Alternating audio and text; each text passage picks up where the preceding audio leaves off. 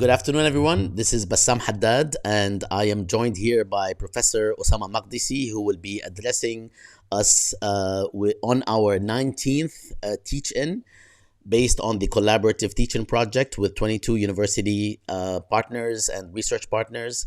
The title of Professor Makdisi's talk is Colonial Zionism and the Shattering of an Age of Coexistence.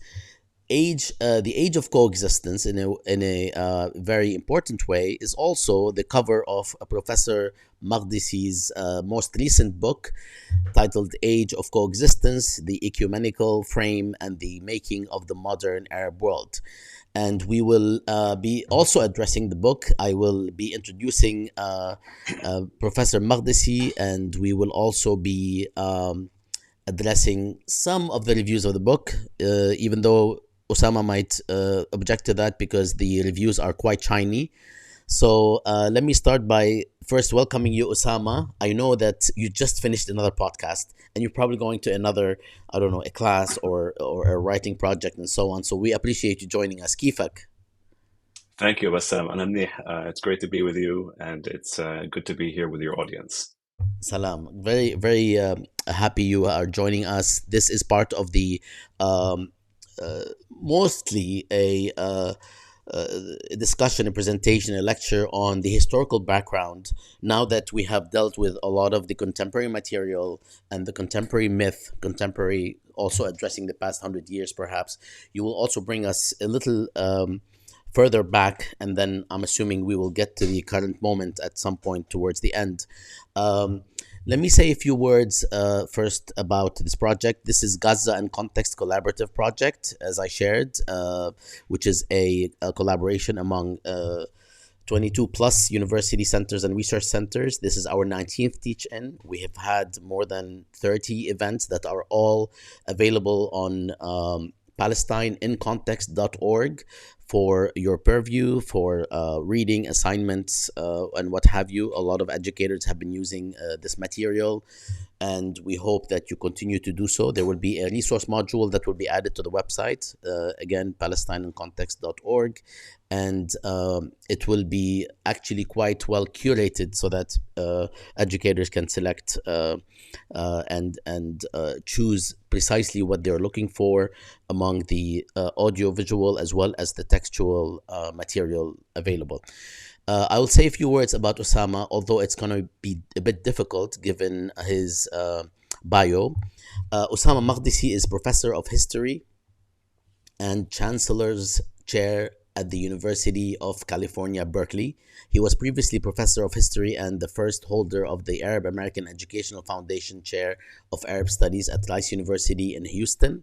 During academic year 2019-20, Professor Makdisi was a visiting professor at the University of California at Berkeley in the Department of History.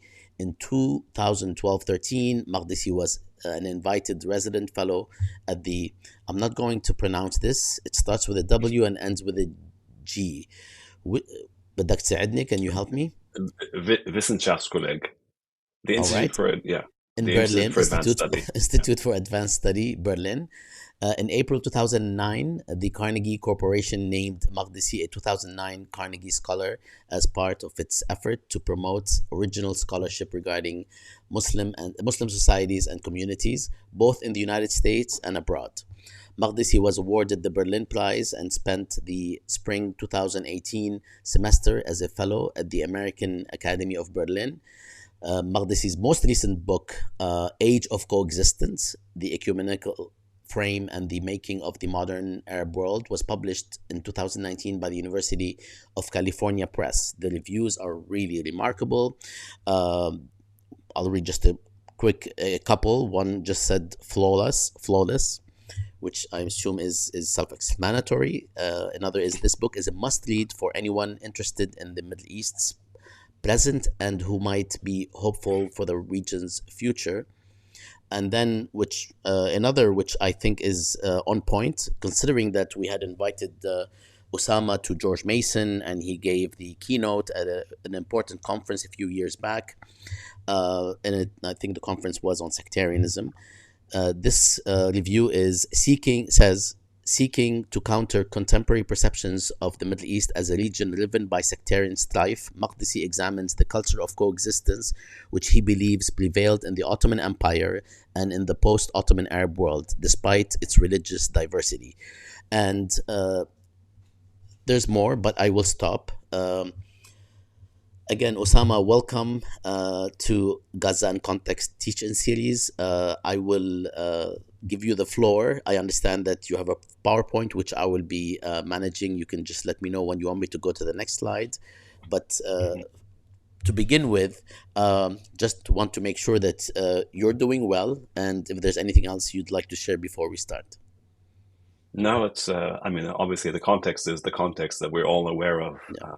It's my sort of heart goes out to all the people who are suffering, especially in Gaza and in Palestine.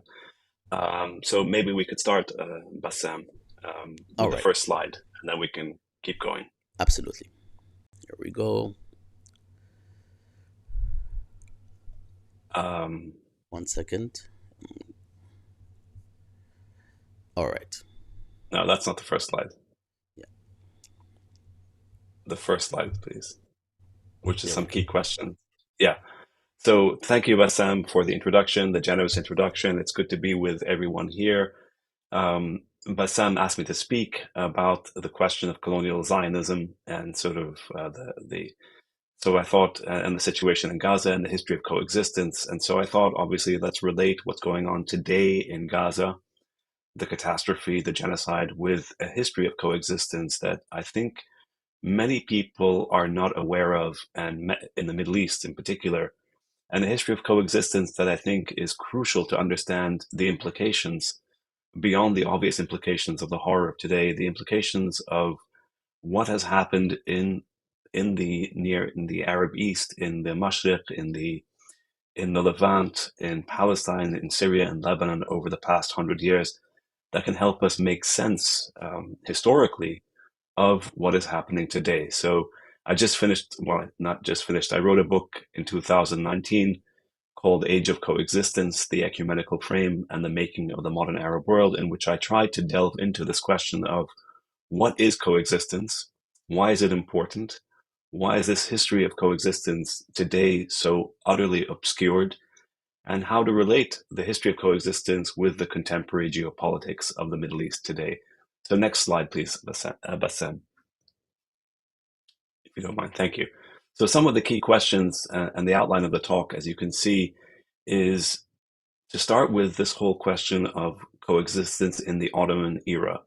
What was it? How do we think about it? How should scholars think about it? How should educators think about it? And then I'll move on very quickly to talk about the 19th century changes to this older history of coexistence in the context of the Ottoman Empire's transformation, which was known as the Reformation of the Ottoman Empire, the Tanzimat, which is a mid-19th century project that spanned most of the 19th century, in fact, and that introduced new ideas into the Ottoman Empire of citizenship, of non-discrimination, and also new ideas of sovereignty and Ottoman unity. And so I'll talk about that very briefly, and then move on to the third part, which is about in the context of this Ottoman Reformation, a development, a flourishing of new Arab ideas of coexistence in the context of a Renaissance, which is known in Arabic as the Nahda, Nahda, the Nahda, which basically means the Renaissance or the awakening in the Arab world, and that is often thought of as beginning in the early 19th century, but I really date it in the mid 19th century onwards.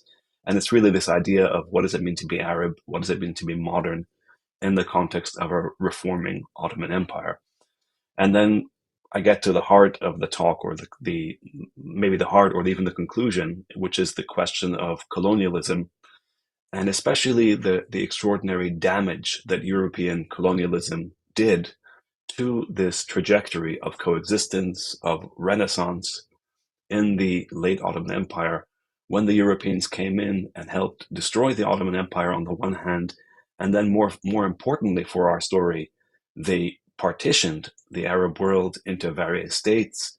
They colonized the Arab world in one of the last and latest examples of colonialism.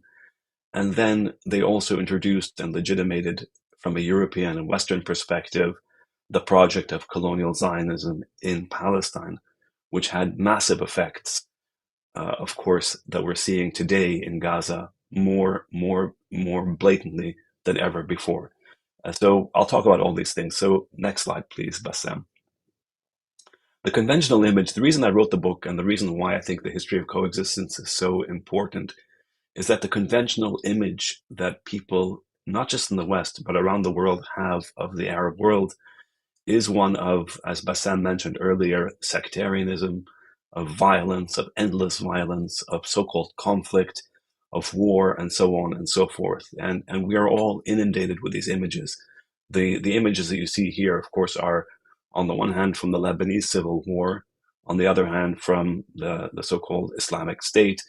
And this idea of violence is so pervasive in how people think about the Middle East, and especially the Arab world, that they lose sight of the fact that people, of course, in this world are people like any other people. They have lives, they have dreams, they have aspirations, they have hopes, they have history that is much more complex than these conventional images. Next slide, please, Bassam. So what I try to do and present, and what I'll try to do very briefly today, is present you with an alternative history of solidarity and coexistence, because the Arab world is a place of profound coexistence, especially between Muslims and Christians, but also Jews, up until fairly recently in modern history. So I really want to emphasize this alternative history of solidarity and coexistence without romanticizing coexistence on the one hand, by admitting the complexity of coexistence, and scholars and teachers should be aware of this. There's no contradiction in saying that there is a long, really quite beautiful history of coexistence on the one hand, and on the other hand, coexistence itself changes. The meaning of coexistence and the context changes depending on the period we're talking about. So one has to always maintain this balance between acknowledging a history that's been suppressed and at the same time delving into this history and acknowledging contradictions. Next slide, please. So to understand the basic story, there was in the, and there is in the Arab East and in the Islamic world and in the Arab world in particular, in the Ottoman world, these are all sort of different ways of talking about this part of the world that we refer to today as the Middle East. There's a very long history of coexistence that's rooted both in history, in theology, in the fact that Islam is a monotheism, one of the great monotheisms that follows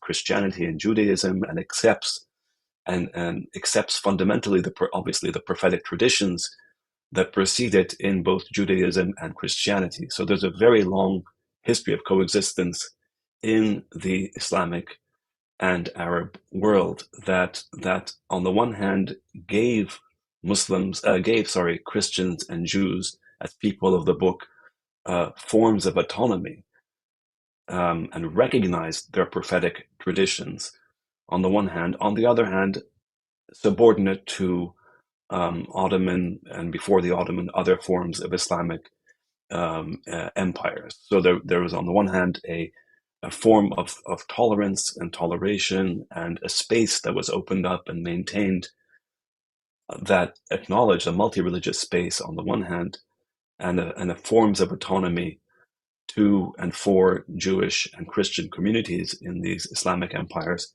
And on the other hand, there was clearly a subordination and a primacy given to Muslim dynasties and Muslim rulers, and to Islam ideologically and legally within these empires. And so that's, in a sense, I mean, it's a very long story. It's a very complicated story. But you just need to understand those 2 points, as opposed to, for example, what the Iberians did in the reconquest, so-called Reconquista, or the reconquest of Andalusia and of Spain, where they expelled the Jews and expelled the Muslims from Spain, or what happened in the New World, where there was a project of extraordinary amounts of settler colonialism and violence and decimation of native and indigenous populations, and a total, obviously, lack of acceptance of their traditions and their histories, and a project of extreme violence. So that's really the history. Again, with a caveat that scholars will always tell you there are many different contradictions that we can delve into and explore later on. So that's history up until the 19th century. So the Ottoman Empire was multi-religious, multi-linguistic, multi-ethnic. It didn't impose a single identity on all peoples and all subjects of the empire. It really was an empire of difference, an empire of subjects, of many different kinds in the empire throughout the 15th, 16th, 17th, 18th centuries into the 19th centuries, when suddenly the empire was confronted with a series of crises that forced it, like other states in the 19th century, to basically realize that the old way of Ottoman Muslim primacy over non-Muslim subjects and inferior subjects so-called inferior subjects had to change. And so in the 19th century, there's this huge transformation. This is the Tanzimat I was talking about, a reformation in the Ottoman Empire prompted by both external European pressures and internal rebellions that led the Ottomans to basically to reform their empire and to try to develop a new concept of Ottomanness as a sense of national unity, so that everyone in the empire, whether they were Muslim or Christian or Jewish, could in fact and should identify as Ottoman. And this was a very new concept, and this is a very new form of coexistence. So there was an older form of coexistence, which was not about equality, but it was about diversity. The new form of 19th century coexistence, in principle, beginning in the mid-19th century, was about taking this old tradition of coexistence and then making it a new form of citizenship and national unity. So building a new concept of the empire as an empire of citizens, which is, of course, is paradoxical because an empire in its nature is unequal. But there was this attempt in the 19th century to transform the empire into an empire of equal Ottoman citizens. Now, as you can imagine, as any listener and viewer can imagine, there was a profound, like in any such transformation, there was a lot of resistance, there was a lot of tension, there were a lot of contradictions. People who were invested in the old order didn't like the reformations, didn't like the changes. There was a lot of tension, as there was in many other parts of the world. How do you go from being an empire of unequal subjects to an empire of citizens? These are not easy questions, nor were they easy in the Ottoman context. And so what happened is that the empire, and there were some shocks, there were some riots, there were some terrible moments in the mid-19th century. Next slide, please, Bassam. That led to some massacres that took place in places like Damascus in July of 1860. Before that, in Aleppo in 1850. And I'm talking specifically here about the Arab East, what is today Syria, Palestine, Lebanon, in this region. And what's interesting is what happens after these massacres. And these were massacres where Christians, local Christians, Arab Christians, Eastern Christians, were targeted in a kind of a riot that took place in July of 1860, for example, in Damascus. But what's interesting is that was a terrible moment and a reflection of the difficulties of transforming the empire.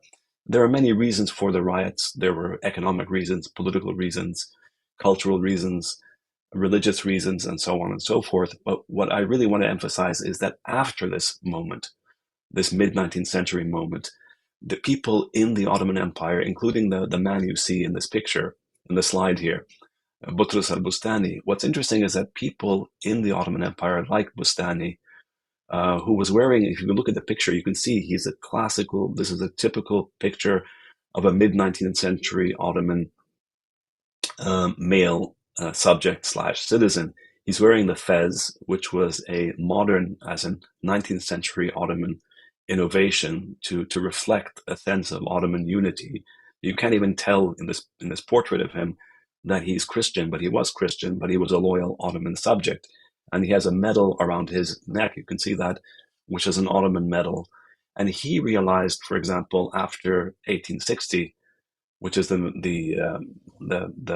midpoint or the beginnings of the Tanzimat, he realized in this period that there was a need for Arabs and Ottomans, or Arab subjects of the Ottoman Empire, or Arab citizens of the Ottoman Empire, to develop a new culture of coexistence that's based on equality and a respect of various religious traditions that were in the Ottoman Empire, and at the same time, a need to transcend those religious or sectarian differences into a concept of unity. So that's why I use the word ecumenical, in the sense of understanding that there are basic differences on religious grounds. In other words, diversity and pluralism. There are Muslims, there are Christians, there are Jews, there are many different kinds of Muslims, many different kinds of Christians, many different kinds of Jews in the Ottoman Empire. And the idea of unity was based on not only accepting these differences, but cherishing these differences, and then at the same time transcending them into a concept of unity. And so he develops this idea of a national school, and he is rewarded and he's singled out, or he's acknowledged, I should say, by the Ottoman Empire as an example of precisely what the Tanzimat actually means in its most idealized forms. And so what you see throughout the next slide, please, Bassam, what you see throughout the late 19th century, after 1860 until the end of the Ottoman Empire, is, next slide, please, is this profound sort of renaissance as Arabs, Muslims, and Christians and Jews, people who were pious, people who were more secular, socialists, people who were, you could say, deeply conservative. Each of these people in the Ottoman Empire elaborated and developed an idea of what it meant to be modern, what it meant to be Arab, what it meant to be Ottoman, what it meant to be Christian or Muslim or Jewish in the context of this late 19th century Ottoman Empire. In other words, they recognized, including people like Bustani, they recognized that this was a multi-religious space, that the coexistence of Muslims and Christians and Jews was a fact, that the question was how to transform the empire and how to elaborate different notions of modernity and civilization in this multi-religious space. And so my point is, to make a very long and complicated story short, is that just like in any other part of the world, there were different ideological ideas. I mean, so you could be Muslim. That doesn't mean you think in one way. There were some Muslims who were conservative, others who were liberal, others who were socialist, others who were um, deeply pious, others who were completely irreligious. So too for Christians, and so too for Jews. In other words, ideological differences do not map on to religious differences. That's an important point. And like any place with pluralism, people struggled with the idea of what is the place of religion, what about women's rights, what about citizenship, how do you transform religious difference into equal citizenship. These were all like vital questions that people debated. But my point is, people debated them, which is the sign of a healthy society. In the context of Ottoman unity, this was one society, in other words, one sovereign whole, in which people had massive debates about where to draw the lines between politics and religion, for example, statecraft and citizenship, women's rights, and tradition, and so on and so forth. Again, like any other pluralist, multi-religious society. And the most important point, which I'd like to segue here to colonial Zionism, is the fact that all these people in the 19th century Ottoman Empire, in the Arab provinces of the Ottoman Empire, were genuinely struggling with these questions in an optimistic. They're struggling intellectually and ethically, morally, but they were doing so in a sense that they had their own agency, that this was an empire and these were individuals who could actually think through these questions and concepts in the context of with the idea that they themselves had the power to change their own future. They really genuinely believed that. And so next slide, please, Bassam. And so the interesting thing is that while in Palestine and Syria and Lebanon and Jordan, the region that we call today the Arab East or the Mashriq, including, of course, we could extend this and include Egypt and Iraq in this story, while these Arabs of various faiths were really delving into the question of how to transcend Muslim Christian tensions, or Muslim Christian Jewish tensions, or Sunni Shia tensions, or various Christian denominational tensions in the Arab East. There was this extraordinary, I said, flourishing of an ecumenical culture in the Arab East. What's interesting is that there was no ethno-religious nationalist project in the Arab East. There were ethno-religious projects, nationalist projects in the Balkans, and that's on the map. If you look at the map, in the Balkan areas of the empire, there were some massive wars and terrible wars and national projects. For example, in Greece, in Bulgaria, in Serbia. I mean, these are very complex histories. I'm sort of reducing this for the purposes of a lecture, but there were these nationalist projects in Greece, in Bulgaria, and Serbia, where very clearly to be a Greek meant not to be a Muslim. To be Bulgarian meant not to be Muslim. To be Serbian meant not to be Muslim, and so on and so forth. At least that was the understanding.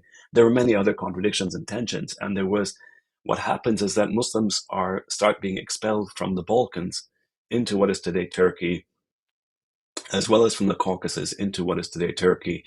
And then in reaction, the Ottoman state starts developing a much more sort of I would say, violent form of nationalism that eventually turns on the Armenians of the northern part of the empire, which is why the Armenian question develops in the late 19th century and not in the 18th or 17th or 16th or 15th or 14th centuries. And so there is the Armenian question that develops as Armenians themselves also want a national, they also have a national identity that develops, again, with all the complexity and contradictions that we have to be mindful of. But again, to be Armenian is not to be Muslim, and so to be Greek is, and so these are the tensions in the northern part of the empire. But in the southern part, and if you look at the bottom right of the map, you'll see that in the southern part of the empire, in other words, in the Arab provinces, especially in Palestine, Lebanon, Syria, Jordan, the Levant, there is this question never comes up. It's never a question of being either Muslim or Arab, or either Christian or Arab, or either Jewish or Arab, because you can be both Arab and Muslim and Christian and Jewish and be Ottoman. And so there's a profound, as I said, there's a profound culture of coexistence that develops in the 19th century with all the caveats and contradictions that we have to be mindful of. But there's no ethno-religious nationalist project. There's no overwhelming desire to separate from the Ottomans. There's none of these things. There's no nationalism that really develops in a major way that's exclusionary or ethno-religious nationalist in the Arab provinces in Palestine, Syria, and Lebanon. There are in the northern part of the empire, but not in the Arab provinces. Which then brings us to, next slide please, Bassam, which then brings us to the next slide please. I'll come back to the slide. Next slide if you don't mind. To the question of Zionism. And this is where it gets fascinating, tragic, and ultimately profoundly consequential and colonial.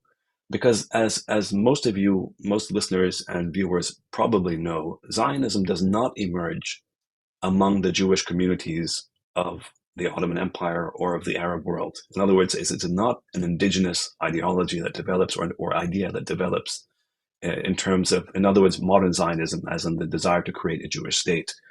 This is not something that emerges in the Middle East, in the Ottoman Empire, among Arab Jews or among Ottoman Jews. It emerges in Europe, answering European questions of anti-Semitism and European problems of anti-Semitism and European racism against Jews.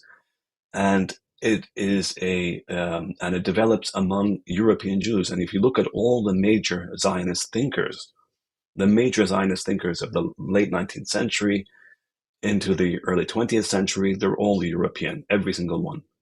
Beginning, of course, on the screen, you can see Theodor Herzl.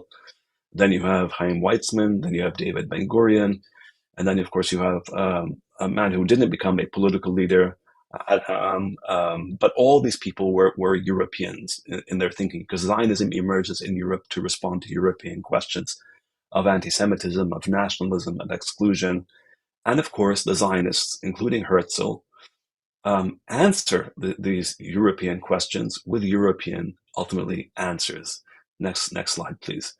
And the European answer that Herzl provides, and he's one of course, the major Zionist thinkers of the 19th century, is to create a Jewish state. And he writes this book called The Jewish State in 1896. And, he envisions this idea that only a Jewish state outside of Europe will solve the European anti-Semitism. And he recognizes very clearly that, he toys with the idea, well, should it be Argentina? Should it be Palestine? But he acknowledges very clearly that Palestine is obviously a place of central importance in the history of the Jewish people and in terms of thinking. But he also understands, or is led, it comes to an understanding, or at least a passing understanding, that there are native peoples in Palestine. But the interesting thing is that Herzl very clearly in his diary writes that we must expropriate gently the private property on the estates assigned to us. We shall try to spirit the penniless population, i.e., the native Palestinians, across the border by procuring employment for it in the transit countries, while denying it any employment in our own country. Both the process of expropriation and the removal of the poor must be carried out discreetly and circumspectly. In other words, Herzl was absolutely aware, as were most of the Zionists in the late 19th century, who began to think about Palestine as the place that was going to be the location of a future Jewish state. They understood that there was a problem. There was a native population.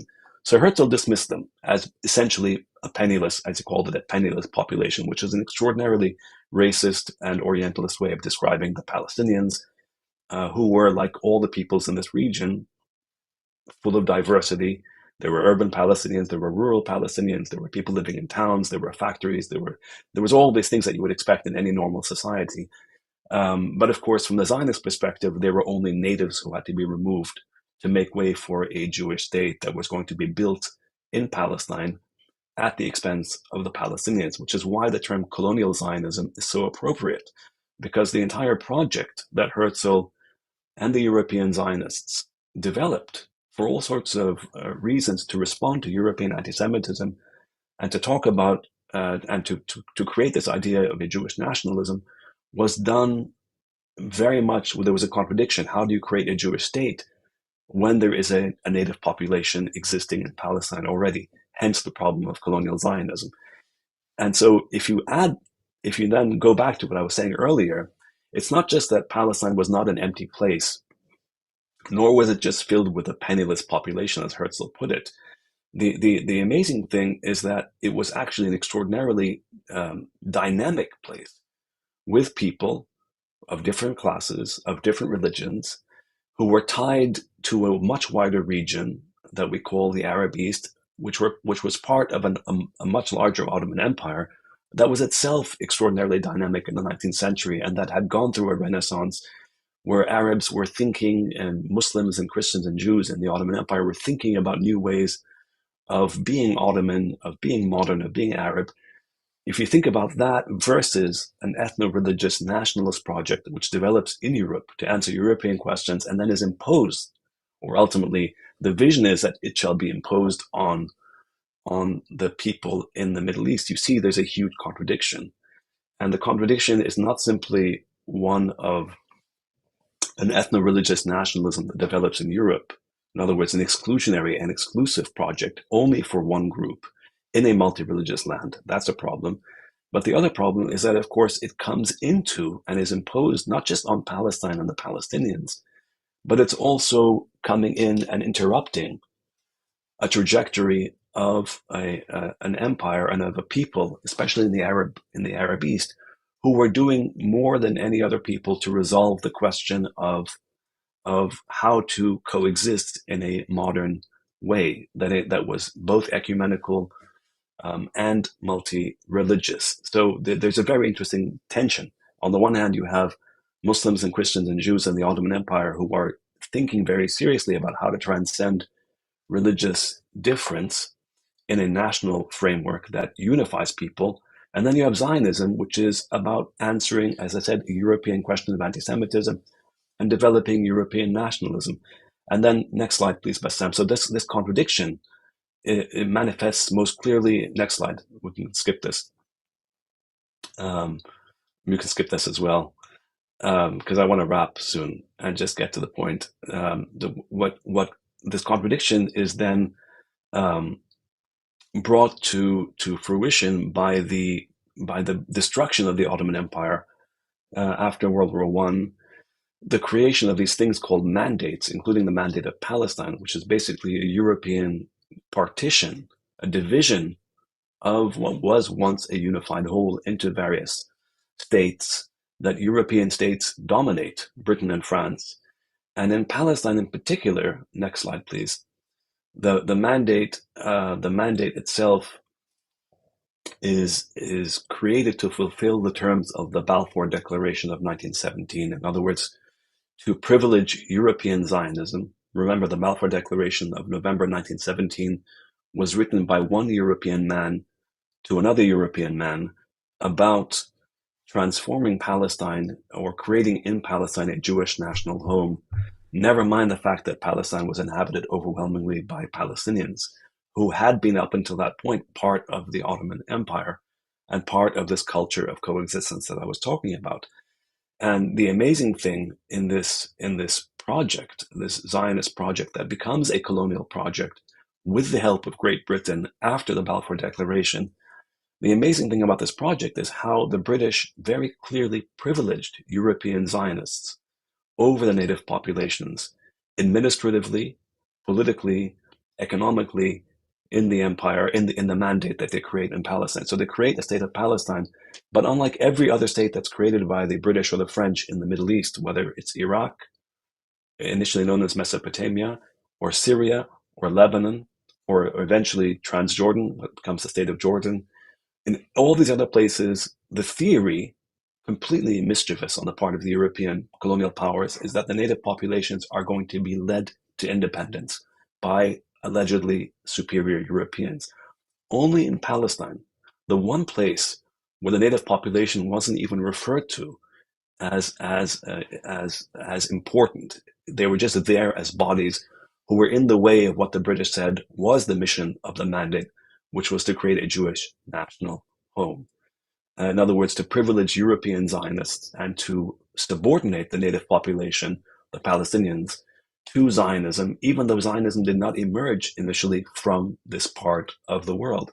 And so we know the rest of the story. The rest of the story is that the mandate period sees Palestinians resisting their expropriation, resisting their subordination, resisting their colonization peacefully, civilly, through letter writing, through protests, through marches, through meetings, through pleading, and then, of course, through also violence, through resistance, through armed struggle.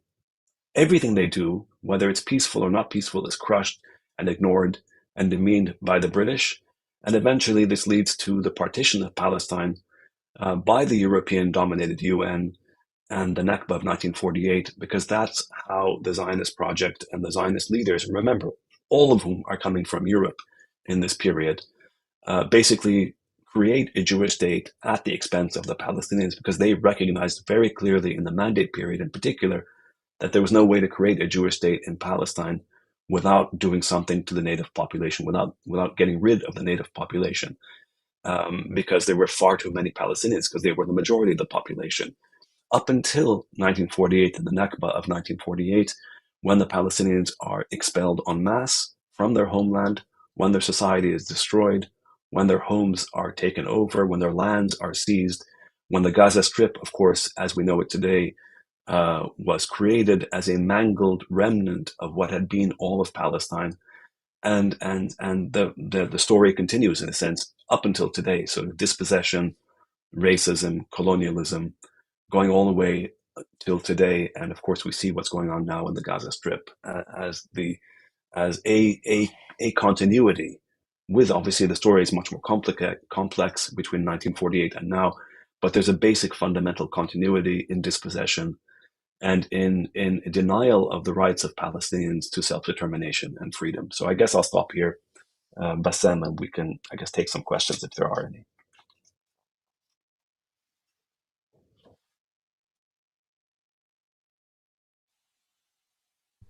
Thank you, Osama. This was just by the some of the messages we've been getting on several platforms. This was really helpful for so many people who actually are now tuned into discussions, debates, as well as scholarly work on the Middle East, as opposed to in previous times. There are a lot of people who are developing an interest in understanding the history, whereas before things were just taken for granted based on the mainstream portrayals. So there's a lot of interest in what you have just shared, and a few questions, but I will start with my own, which is something that I know a lot of people have on their minds. And it's basically your title, The Shattering of the Age of Coexistence. If you can just help us sort of summarize and wrap up, uh, what is it about this moment, or perhaps prior to this moment, one can argue actually, but I'll leave it up to you. What is it about this moment that led gradually or more abruptly to the shattering of the age of coexistence? Well, I mean, the idea that, of course, the shattering of the Nakba, of course, is the shattering of coexistence in Palestine, in the sense that when you expel almost the entirety of the native population, the vast majority of the native population, that's not about coexistence. That's something else. That's settler colonialism. That's mass expulsion. That's ethnic cleansing. So that's one sense of the shattering that I was referring to. But of course, if we're talking about the Armenians, that's a different story in terms of the northern part of the empire, all of which I talk about in the book, by the way. But for the purposes of Palestine, what's interesting is that the point is that Zionism, colonial Zionism, is not about trying to develop this Ottoman era history of coexistence. It's about sort of denying that history and transforming a multi-religious place and polity into a Jewish state. And so in that sense, there's another shattering. And the third element of the shattering, so the first is the Palestinians being expelled. The second is as a result of the second, or the first is this creation of this impetus to create a nationalist, exclusivist Zionist state, a Jewish state in a multi-religious place, which is inherently violent to the non-Jewish native population. The second, of course, is the shattering, as in the expulsion of the people. And third is the reaction to what happens to Arab Jewish communities in places like Iraq, in other parts of the Middle East, who then become, in a sense, as Abe Shlem has talked about, become sort of also victims of colonial Zionism in the sense, and of the Arab reactions to colonial Zionism in the sense that what should have been totally natural, that one can be a Jewish Arab or an Arab Jew. There is no reason why one can't be an Arab Jew or a Jewish Arab. It's totally part of our history and our tradition. There's really absolutely no reason for that. Zionism makes that impossible because Zionism forces people to choose. You're either Jewish or you're Arab. And Zionism builds on this separation because Zionism cannot sustain this idea of one is an Arab Jew or a Jewish Arab in its very nature, as a colonial project that's based on a Jewish state and not on a multi-religious state. Does that make sense, Bassam? So it's one of the things that's always haunted me because one, you can be a Christian Arab or an Arab Christian, and of course you can choose not to be. These are all affiliations. Nobody has to be anything, but you can be this, and there's no contradiction in being a Christian Arab or a Muslim Arab. But when you say Jewish Arab, suddenly people say, wait, that doesn't make sense. And the reason it doesn't make sense is because of this history I'm talking about. This very modern history. It has nothing to do with the much older and deeper and richer history of coexistence. No, absolutely. I'm glad actually you took it in this direction. Some of the questions, tenor that I was also trying to convey, and I guess I synthesized too much, and that is considering that the shattering has taken place earlier with the Nakba. There's a lot of discussion today, interestingly, in the past few months, of course, about how this notion of not just the two-state solution, but the one-state solution that is advocated by a lot of people who feel that this is the more progressive, just, and equal outcome.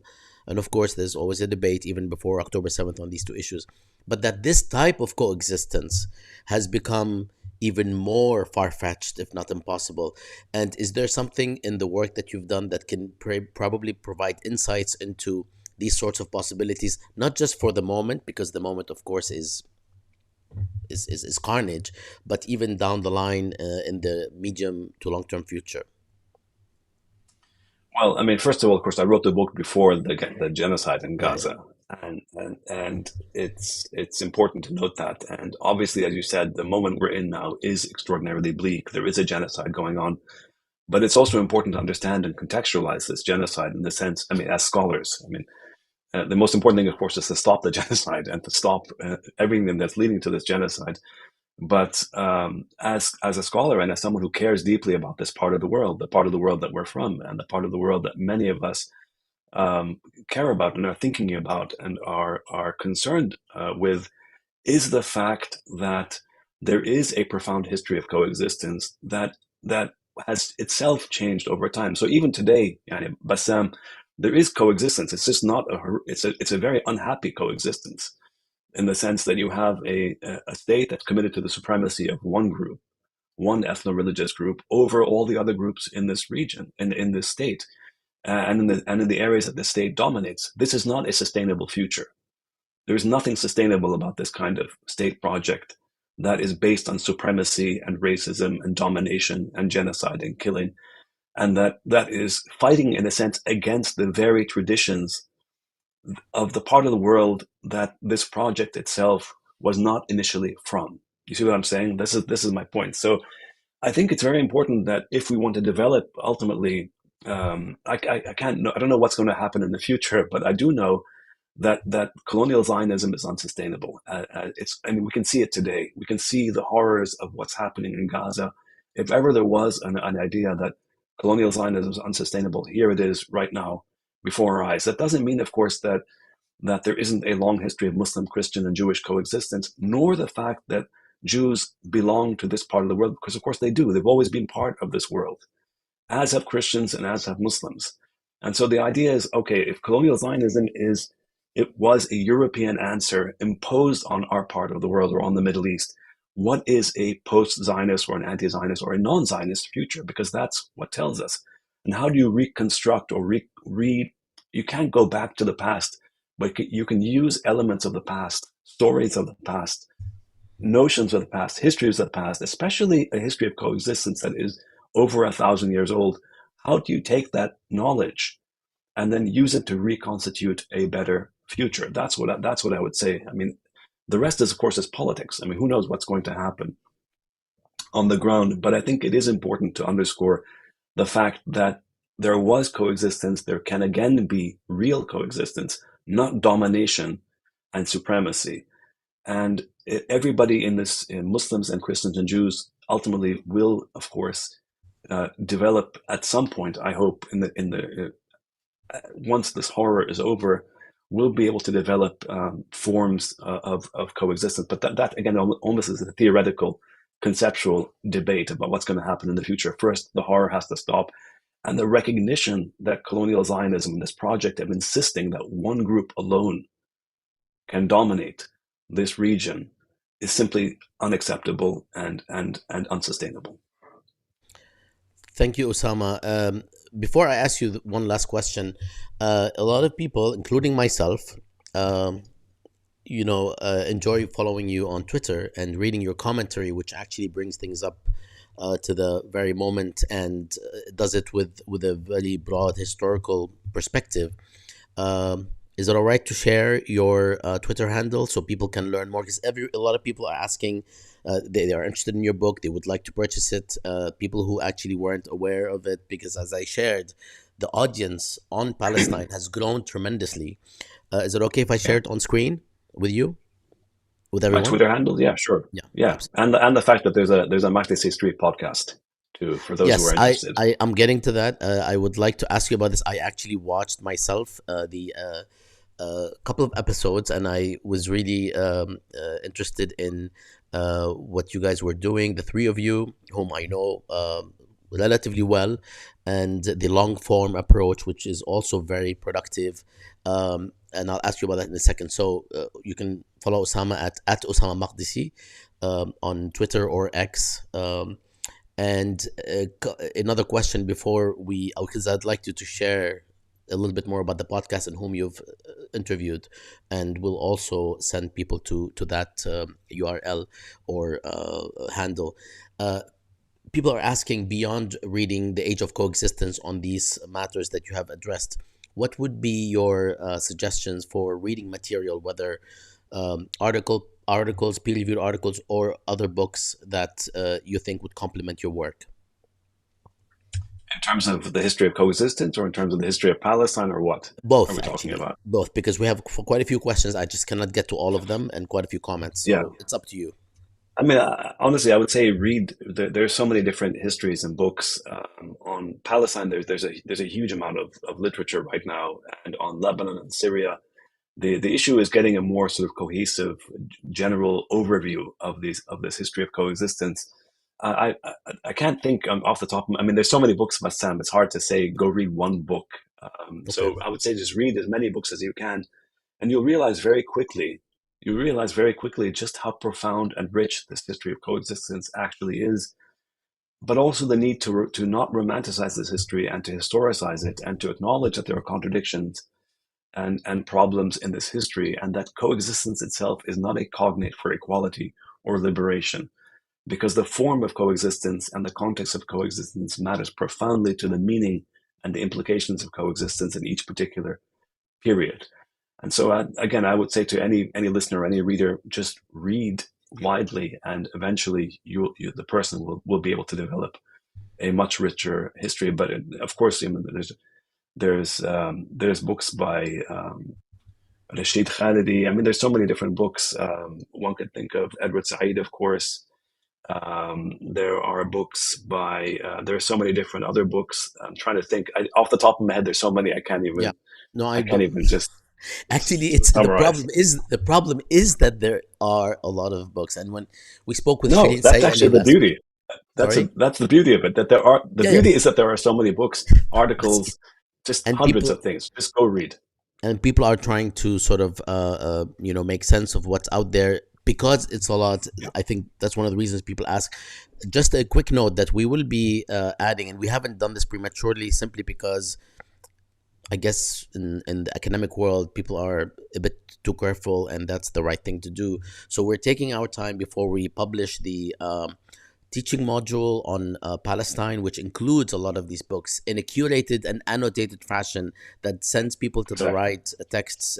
And now that I have you on air, I'm going to embarrass you into being one of the people that will, take a look at our collection and try to sort of provide your own input. Let me just add right now the URL or the handle to the Makdisi Street podcast, which people can find on X.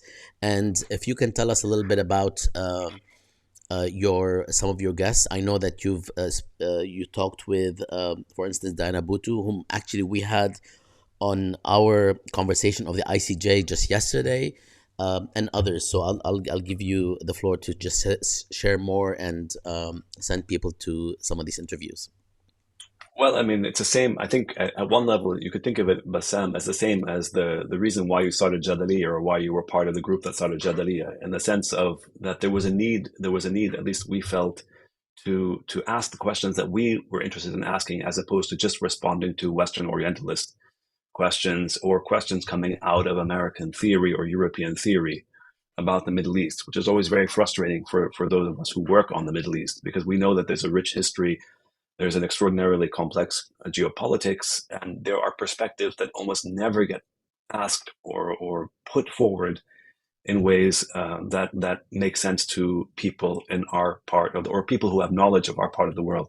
Then, of course, there's the fact that my brother Seti, who's a professor of English and comparative literature, and a Blake scholar, but also someone who works on Palestine, obviously.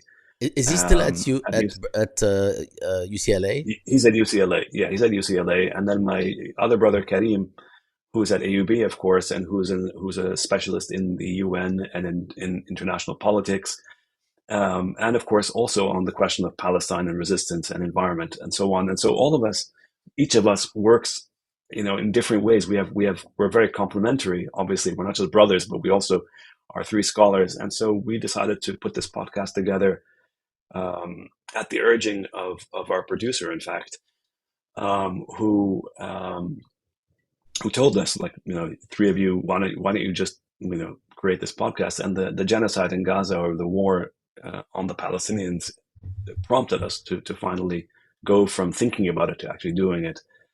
And among the guests we've had, of course, our first guest was Francesca Albanese, who's absolutely brilliant.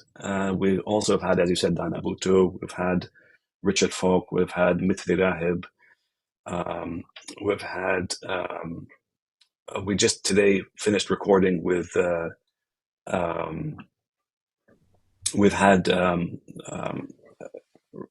Robin Kelly today. We finished recording with Robin Kelly. We've had many different, and I'm sure there must be other guests I'm forgetting at this point, but we have a whole slew of guests Okay. lined up because we've been working. But the idea again is to ask questions in a long format, and in-depth questions, really push questions that you typically don't get to ask Great. in the Western media. And I'm assuming, given, and I know Karim well, of course, from AUB and beyond, and I've know Sari a little bit, and I know from the the work that you just addressed that they all do, as well as yourself, that this might go beyond Palestine at the right time, right? This is not. Is it Palestine Yes, for sure, focused? of course. No. It's not just Palestine. I mean, we had also Ilan Pape. I'm trying to remember the other guests we've had, but of course, it's not just Palestine. But right now, in this moment, Bassam, I mean, honestly, Absolutely. Palestine We're is we're all working on yeah, on doing whatever we can do to educate people and to do public facing scholarship, but also ultimately to stop this genocide wonderful. and and that's what we're all doing, all of us, including you. I said wonderful when you said genocide. I'd like to retract that. No, I meant wonderful about the effort, and we look forward to seeing more of you. I promised you around an hour, so we hit the hour mark. There are a few things that, frankly, people are asking about, but I know that this will continue. There are ways to continue these discussions, but I would like to ask you if you have any last words before we close. If there's something you'd like to share, especially honestly, one of the reasons we're doing these particular teach-ins recently, uh, including with Rashid Khalidi, Yusuf Munayyer, Shireen Say Ali.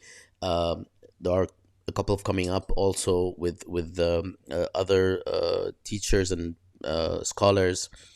Um, how would you recommend, if somebody is teaching this semester or next semester and they would like to address um, the question of Palestine? And as we're not all teaching just a course on Palestine. What would be your quick, right off the top of your head, how would somebody introduce this massive history in one lecture? What I know this is this is the impossible question. In one lecture, well, I mean, in one lecture, it's I mean, at one level, it's not a very complicated story, Yeah, despite what the apologists for the oppression of the Palestinians always say.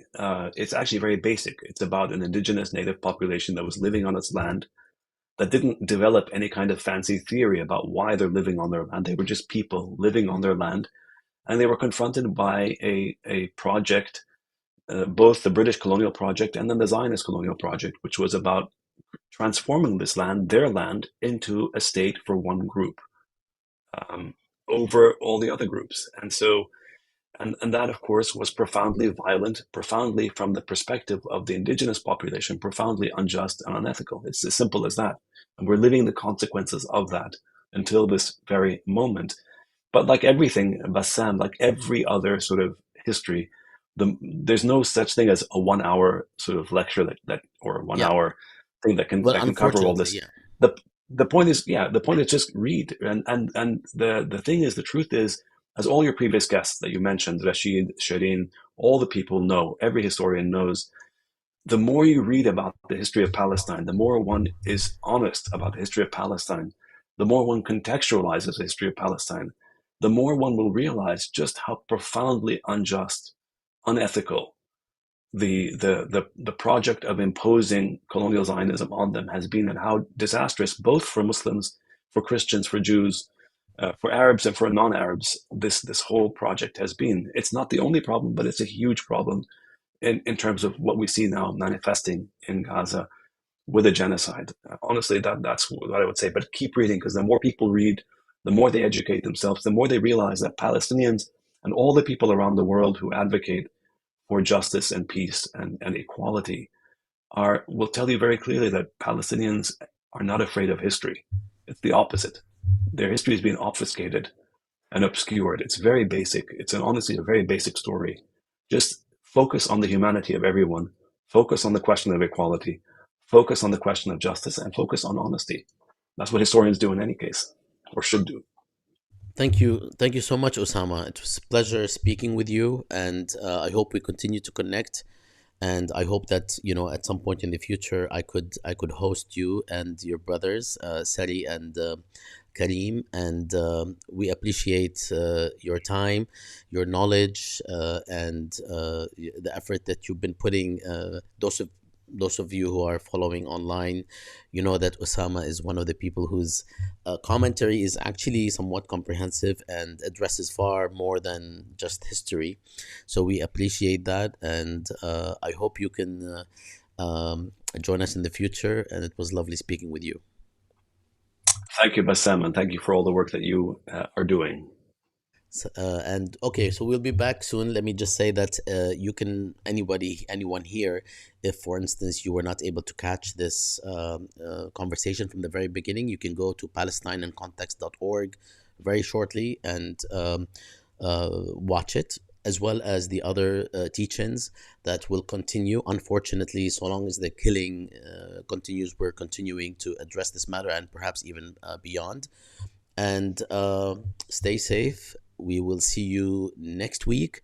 We are actually going to produce not a teaching necessarily, but a podcast on what is happening inside basically 1948 Palestine. The idea that Palestinian citizens living in the state of Israel have undergone a number of unspeakable horrors in terms of fear of even just checking your internet and navigating somewhere could get you fired. So these are discussions that we will be having next week with people that actually live there. So I hope you can join us. We will be sharing all this information on Jadaliya as well as PalestineInContext.org. Shukran, Osama. We will let you enjoy the rest of your day. Salam, everyone. Thank you. Allah.